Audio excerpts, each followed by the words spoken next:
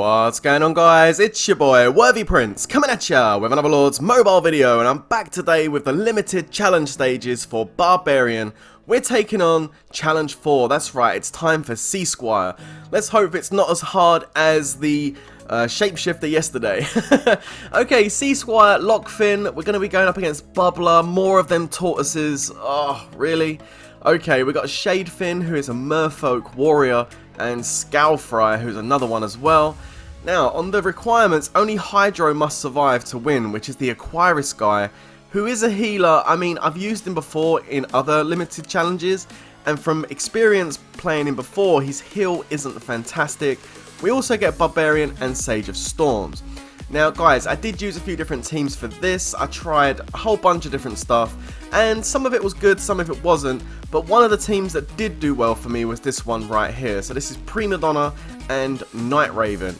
Now the reason why I've gone with this team is because, like I said, the heals you get from the Aquarius dude just aren't that fantastic, and I find that the first couple of stages, like stage 1 and stage 2, you can actually get through without having to use another healer quite easily.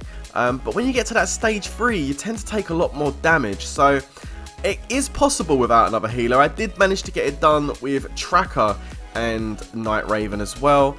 But you know, just for an easy life, guys, I'm going to go ahead and use Prima Donna and Night Raven.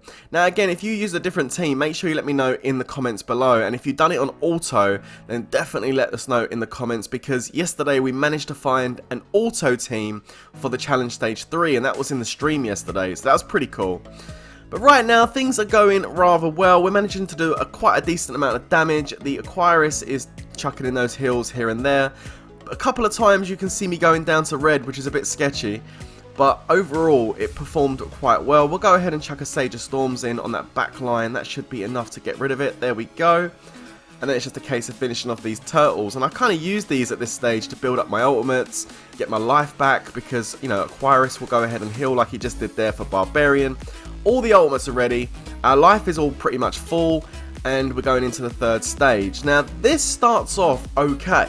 Like, it doesn't start off without any issues. We go ahead and use our heal there to get Night Raven back up. Awesome. And we're chucking in the rest of these ultimates as well. Now the problems start to come in when these merfolk start to get reinforced at the back. Now I did bring that first one away from Aquarius onto my Barbarian, but you're going to see so many times during this fight that my life goes right down to red, and literally the healers clutch heal. If I didn't have the second healer here, I really think that I probably would have not been successful. But you can see I'm trying to put as much pressure as I can on that Sea Squire and the enemies at the front as we continue to do this.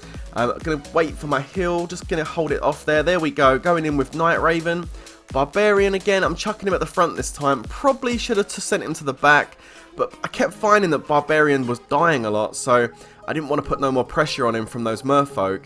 You can see my Aquarius is almost about to drop. Wow, that was a clutch heal from Prima Donna. It's not going to be the last clutch heal either as we go into this. A little bit early on the hill from Aquarius there as we chuck Night Raven's ability in, which is actually pretty good. You know, it does a lot of damage across all of the enemies. Again, Barbarian, I'm going to bring those two merfolk away from Prima Donna because she seems to be getting hit a lot. And as you can see, look, that's looking sketchy. Go and put another heal in. Oh my god, my Sage of Storms is about to go, and luckily enough, he healed, but then I used the heal as well. Prima Donna again for Night Raven. You know what I'm saying? The amount of reds they went down to was insane. And that's the issue I found with using teams without healers, like Prima Donna. The amount of damage you take on this third stage just was ridiculous, and I kept losing my heroes. And I know you only have to keep the blue one alive, but if you start losing heroes halfway through this fight, you just don't do enough damage to kill everything. As you can see, I'm still putting on pressure on that Sea Squire. He just does not want to die. Again, there we go. Finally, we use Barbarian to finish him off. And then, as you can see, the rest of this is pretty much curtains. Just a couple of merfolk to deal with, and they're not going to pose too much of a threat. And I've got all my 5 heroes alive at the end, which is really, really nice. And done. So, if you're struggling with this at all, and you're looking for a go-to team, it does get sketchy at times. As you saw there, I did get a few times where my life was really low. But Prima Donna and Night Raven was the ticket for me, worked really well. Okay guys, are you ready for some action? I've got some action in this video for you as well today. You know I like to give you a little bit extra, of course. Now, we're going to jump over to POA. And once again, we have Shogun in action up against this 560 million might castle from Gum Mako Singer in war gear. Okay, now he is offline and his anti-scout has dropped. Now he's got just over 5 million troops, which isn't that much. He's got a decent amount of T4, and then the rest is built up with T2 buffers pretty much. But it's quite an even mixed composition. So we're going to go ahead and send a infantry rally, I think, or it might be cav. What did we send first of all? I can't remember if it was cavalry or infantry, possibly cavalry.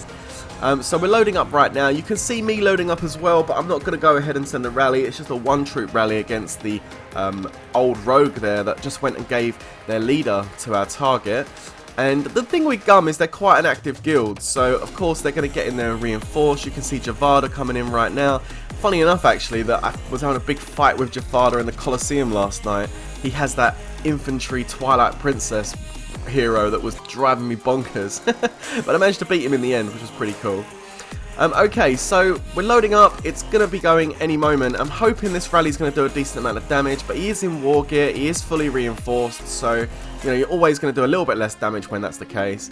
But we'll see what Shogun's got. He's normally the T2 killer, but he's got some T4 to deal with here. So as we get ready, we start to spam the target just in case, this person is online. But then saying that, they wouldn't really be expected to take a rally with this many troops. But here comes the rally, guys. And here we go. Ooh, there we go. There's the burn. Nice, nice, nice, nice. Okay, so let's take a look and see how much damage we managed to get done there. That's I cancelled that one troop rally. And let's have a look. So we done 2.2 million red deads, a 48 million might drop. That was actually quite a sweet hit.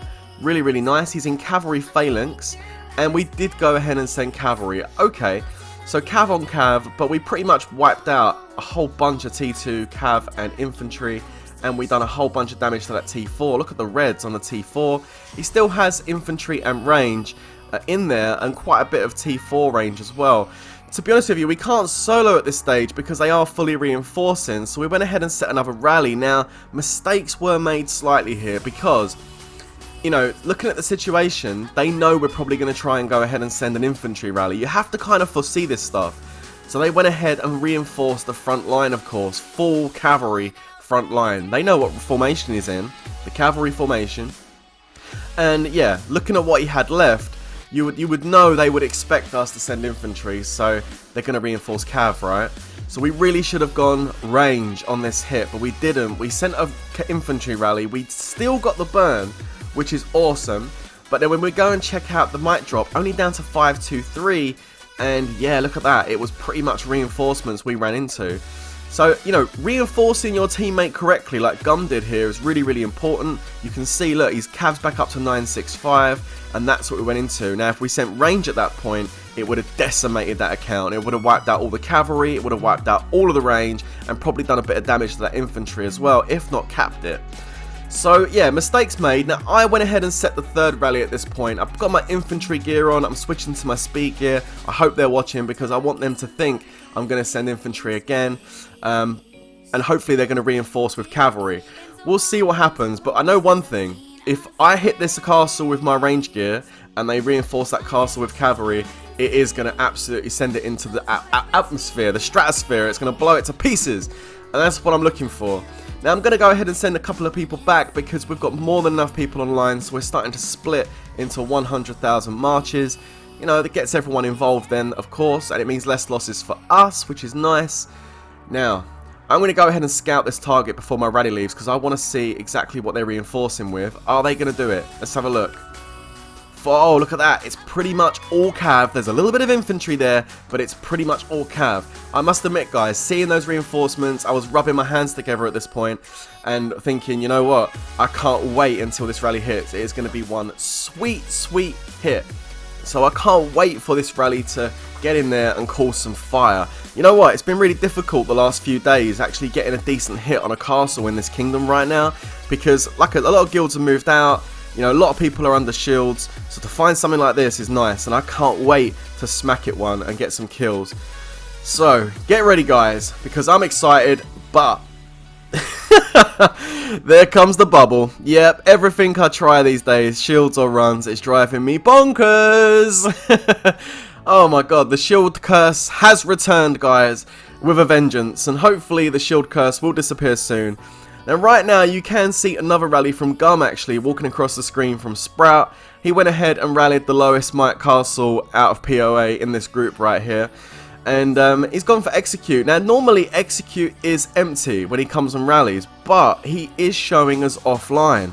And he did join the rally, so we don't know if he's left his troops out or not. So everybody starts reinforcing him with range because they're sending a cav rally. So everybody's rushing their troops in, and it hits and it burns. I check out the might drop, and he dropped like $1.5 million. So whatever he had went into his infirms anyway. So no major big problem there, but everybody took a whole bunch of wounded troops at the end there, which was not clever, but unfortunately I think Execute did have some problems with his connection or something, so he went offline. It is what it is. Anyway guys, I hope you really enjoyed that video. If you did, leave a thumbs up and hit subscribe, and until tomorrow for Challenge Stage 5, stay safe everybody, and peace out.